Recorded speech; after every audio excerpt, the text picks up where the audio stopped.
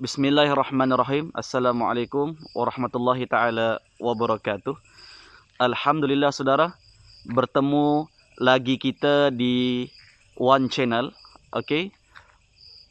Pada malam hari ini, pada kesempatan pada kali ini saya ingin berkongsi satu topik, ya, satu perbincangan di mana perbincangan ini semoga bermanfaat.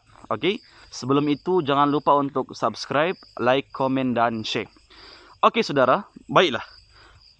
Pada kali ini saya akan berkongsi ya tentang maksud mimpi bayi. Okey. Saya ulang semula, saya akan berkongsi tentang maksud mimpi bayi. Okey.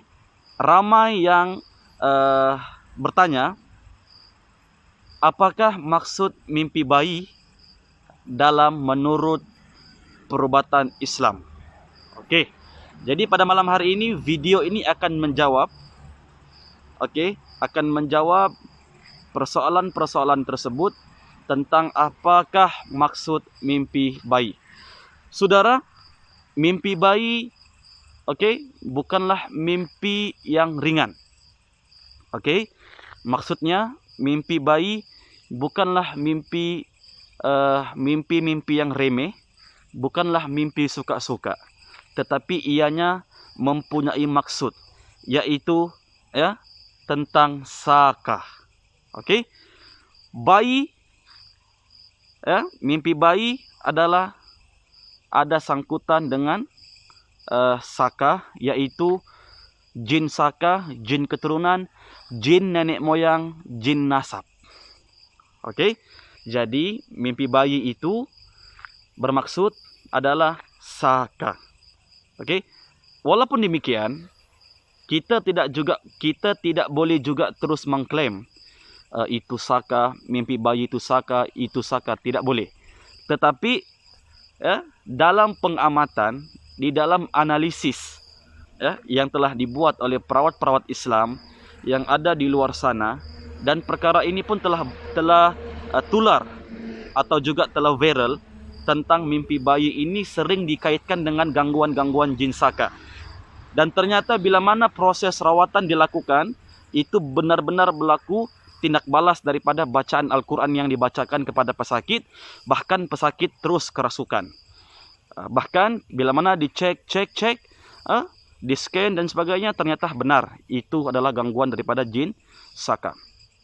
Baiklah, jin saka adalah jin nasab.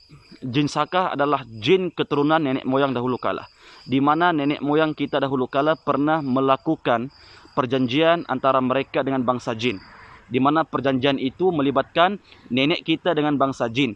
Mungkin disebabkan pada masa itu nenek kita mungkin dalam keadaan yang istilahnya, kalau nenek kita pelihara jin agar rumahnya dijaga, agar kebunnya dijaga, agar dia kuat, agar dia kebal, agar dia boleh mengubat, agar dia ada pendamping, agar dia istilahnya agar dia ditolong. Bila mana nenek kita meninggal, bila mana moyang kita meninggal, maka jin yang dulu yang pernah dikidmatkan, yang pernah dipanggil, yang pernah diseru, akhirnya itu akan turun temurun daripada generasi ke generasi hinggalah pada hari ini.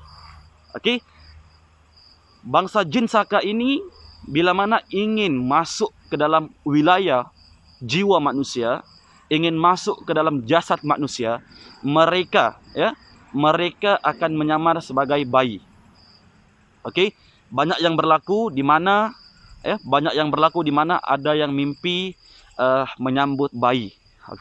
Ada yang bermimpi dibagi bayi, ada yang bermimpi dikasih bayi, ada yang bermimpi gendong bayi, ada yang bermimpi menyusukan bayi, ada yang mimpi mendukung bayi, ada yang mimpi melihat orang beranak, dan bermacam-macam lagi.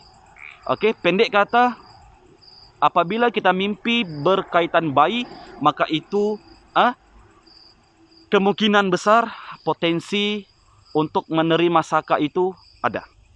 Okey, tapi tunggu dulu. Okey, tunggu dulu. Kerana kita tidak boleh mengklaim ataupun terus memberi keputusan yang dia ni mimpi zakat, dia ni ada zakat. Tidak boleh. Okey, kita kena buat analisis dahulu. Okey, saya bagi contoh satu.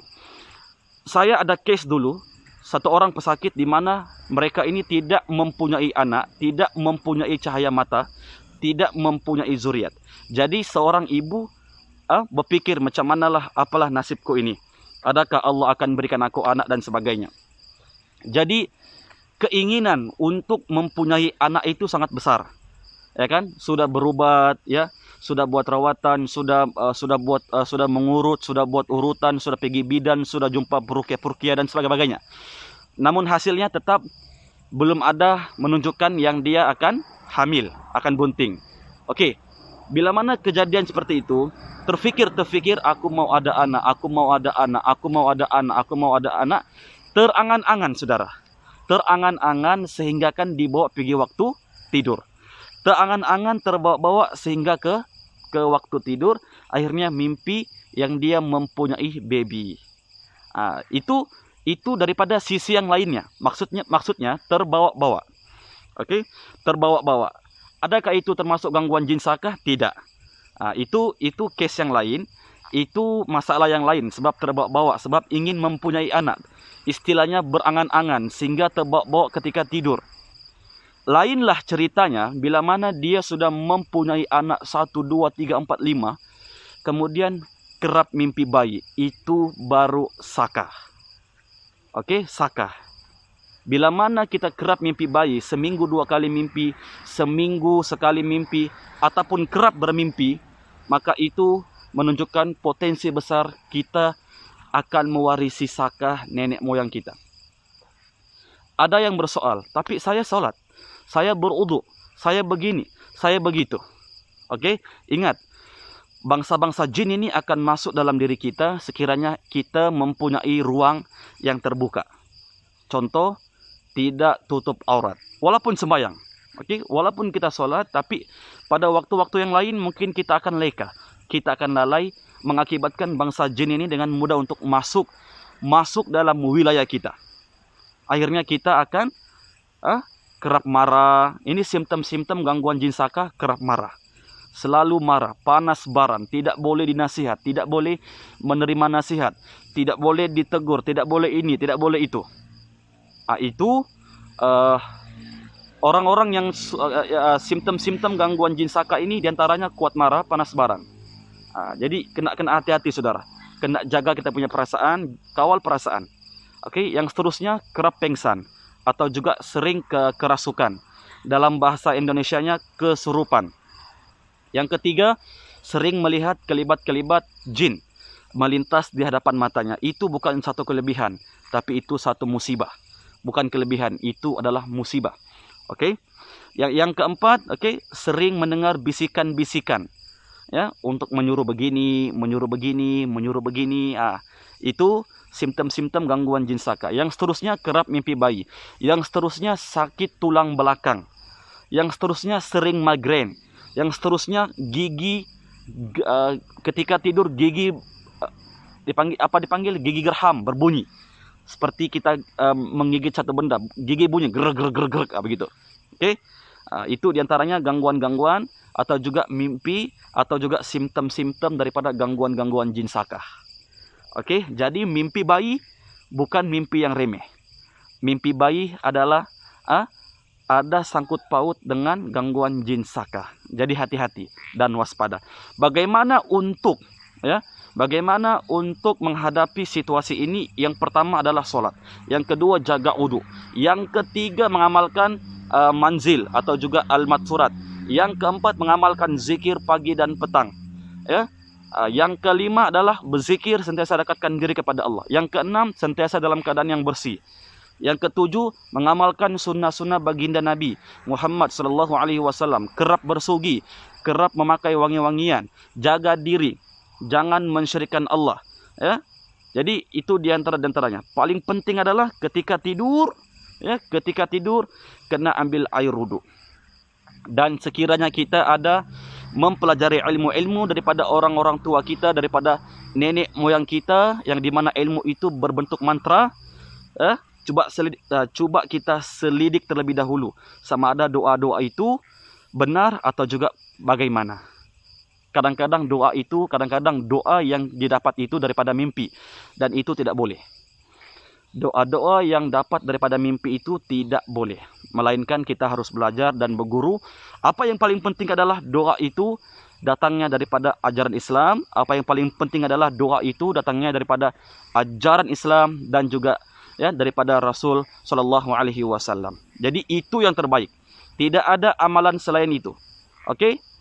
Amalan yang terbaik dan terus terbaik sepanjang zaman hingga hari kiamat adalah amalan Rasulullah Shallallahu Alaihi Wasallam. Dan juga Nabi telah ajarkan kita untuk sentiasa jaga diri, pagar diri, benteng diri dengan mengamalkan contoh kalimat tamma. A'udzu bikalimatil tammati min syarri ma khalaq. Yang kedua, Bismillahilladzi la yadhurru ma'a ismihi syai'un fil ardi wala fis sama'i wa huwas samiul alim. Yang seterusnya Al-Baqarah, yang seterusnya 4 terakhir surah Al-Baqarah, yang seterusnya surah Al-Falaq, yang seterusnya surah An-Nas. Banyak ayat-ayat yang boleh kita hafal, yang boleh kita amalkan untuk mencegah daripada masuknya, daripada cerobohnya bangsa jin laknatullah ini. Jadi sampai di situ sahaja perkongsian saya pada malam hari ini, insyaallah. Oke, nanti kita akan sambung untuk episode yang kedua. Sekarang saya berada di dalam hutan, saudara. Oke. Baik, nanti kita akan jumpa di episode yang kedua, bagaimana untuk mencegahnya. Oke, jadi insya Allah semoga video ini bermanfaat buat Anda semua. Rakan saya One Channel, semoga tetap dalam lindungan jagaan Allah. Oke, kekurangan itu datangnya daripada saya. Kelebihan itu datangnya daripada Allah Subhanahu wa taala. Insyaallah moga-moga kita dipelihara oleh Allah. Insyaallah sampai berjumpa di video yang seterusnya. Doakan saya untuk saya tetap konsisten dan istiqamah, dan semoga kita berjaya dunia dan akhirat insyaallah. Barakallahu fikum. Wassalamualaikum warahmatullahi taala wabarakatuh. Alhamdulillah.